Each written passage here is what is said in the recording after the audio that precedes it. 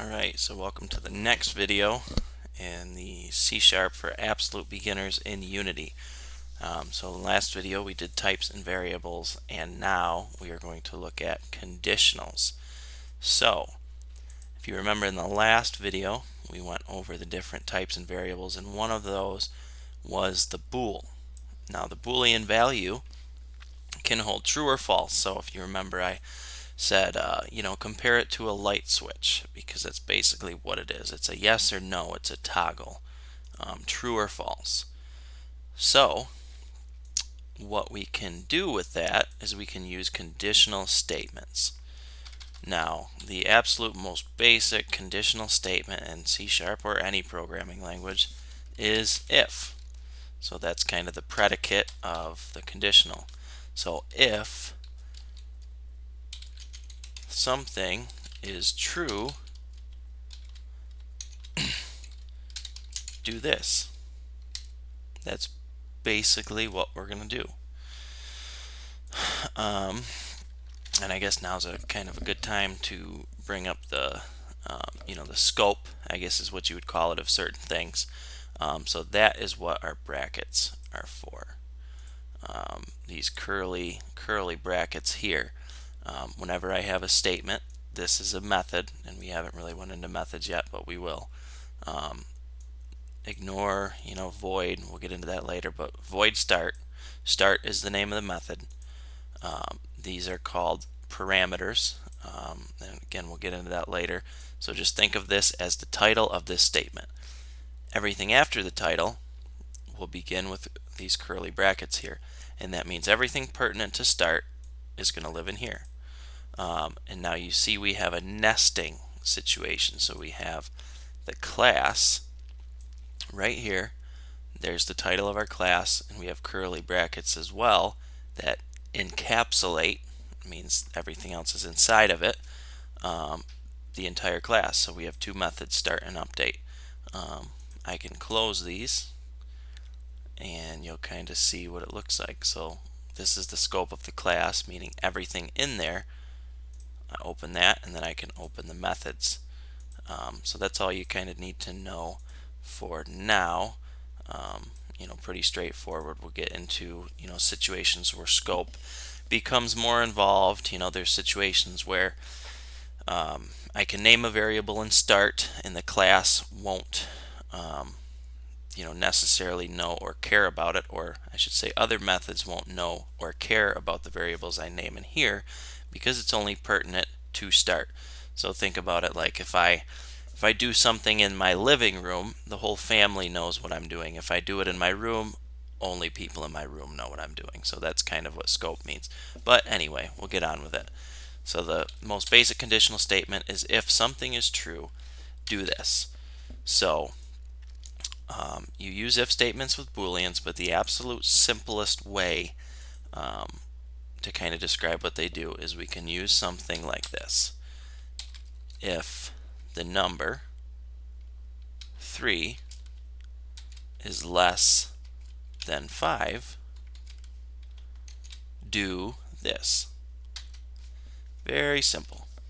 So like I said, algebraically or mathematically, if anyone remembers PEMDAS, I guess is what we do in America, the order of operations, parentheses come first. So anything in this parentheses will be resolved within itself. So the value of is 3 less than 5, the computer is going to calculate this, and it's going to turn into a true or false value. So if you can guess, is 3 less than 5? 3 is less than 5? Is that true or is that false? Well, that is true. 3 is less than 5. So because this statement resolves to true, it's going to trigger the execution of whatever is in here. And that is an if statement. If this was the opposite, if we used a different operator and said is 3 greater than 5, the answer to that is no, or false. So anything in here is never going to run. It's going to be completely skipped over. So that is pretty simple, and that is the most basic version of a conditional. So you can do, let's do a debug.log and say true. Now the IntelliSense is smart enough, it's kind of darkened here, and you can see why, because this is never going to run, because it can already tell that this is false, and it's not, we're not going to get there. If we switch it around, all of a sudden it lights up. So that is the simplest way to do that. You can use an equality operator, which is just the less than, equal than, is it equal to, is it not equal to. There are a few different ones of these. You can always look up equality operators to get the entire list. I think we have one right here. So if you see all of them, you have your basic less than, greater than, less or equal to, bigger or equal to, smaller or equal to. This one right here we will go over, that is it equal to? Just plain and simple. Does that equal that? Does A equal B? No, it doesn't. False. And then this one right here, the exclamation with the equals means not equal. So it takes, whatever sign is next to it and basically gives us the opposite. So do an example here. Is 5 equal to 5? Yes, it is. Now if we were to use the exclamation, that means is not equal. So the exclamation, in any context when you see this, always usually before some sort of operator, it's saying the opposite of that. So normally this equals means it equals. Well, this means is it not equal? So if you can imagine, this is going to come back as false, because the question is 5 not equal to 5? Well, no, 5 is equal to 5. So there you go. And then, of course, this means equals.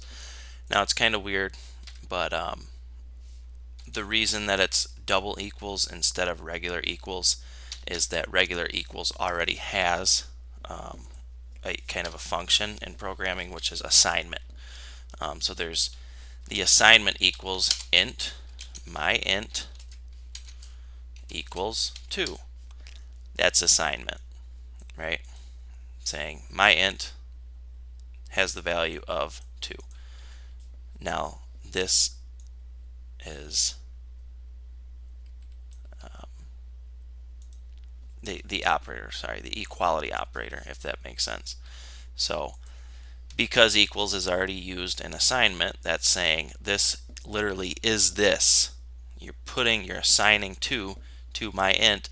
They basically had to add an extra equals for the instance that you're trying to say is 5 equal to 5.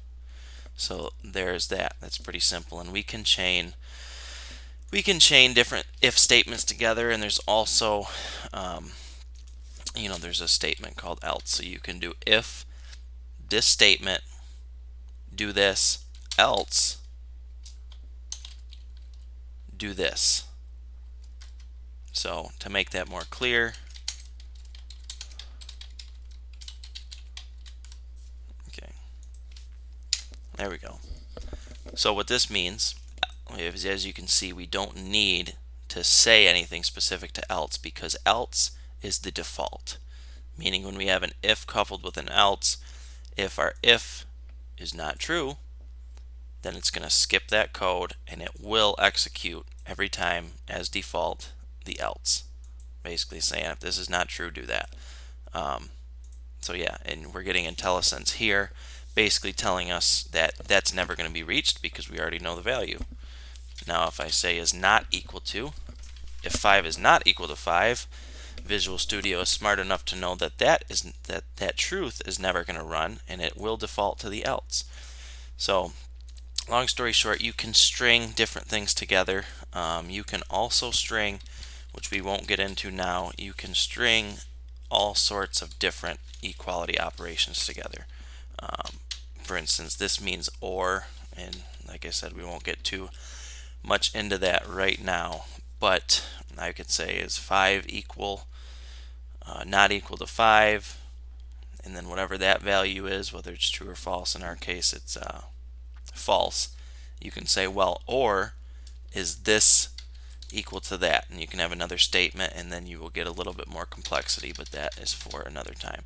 Just remember that this super basic if statement runs something if it's true, and either doesn't or allows it to run in the else if it is false. There's a few more ways that you can use that.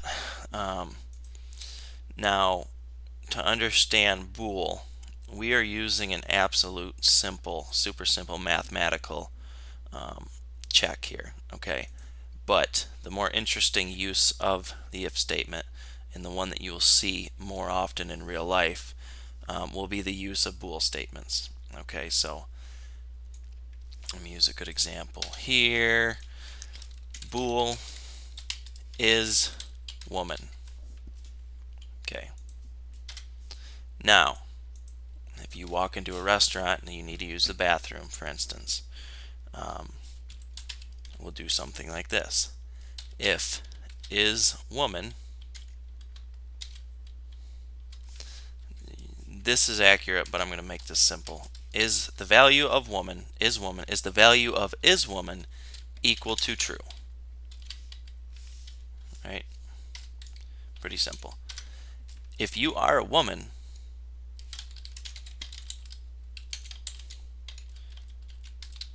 use the woman's bathroom.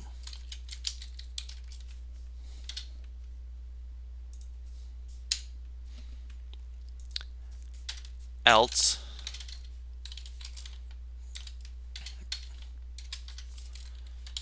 you can only be one other thing, or I guess it depends on who you ask, but for example's sake, you can only be a man or a woman. Okay, let's assume that much. All right. If you're not a woman, well, you can only be one other thing, right? Probably could have used a safer example than that, but use the men's bathroom. So that is how we use a Boolean value. This is going to, actually it probably makes sense for me to specify the bool. I have to set it, or I don't actually have to set it. It will default to, I'm 99% sure a bool defaults to false if you don't specify. Pretty sure, could be wrong on that. But anyway, that's not important. Bool is a woman is equal to true. God. Bool is woman. True. It's a light switch, remember? So if that light switch is on and it is true that you are a woman and you need to use the bathroom, use the woman's bathroom. If you are not a woman and you are a man, and we turn this to false, the if statements get skipped, and then we go into an else statement. So that is the super basic, most basic conditional with a use of bool. There are other ones. There's the while loop, there's an until loop, there's things like that, other places that you can use conditionals, but I'm going to wait till a little further on in the series when we do talk about loops and how those work with Boolean values. So for now, that is all. Until next time.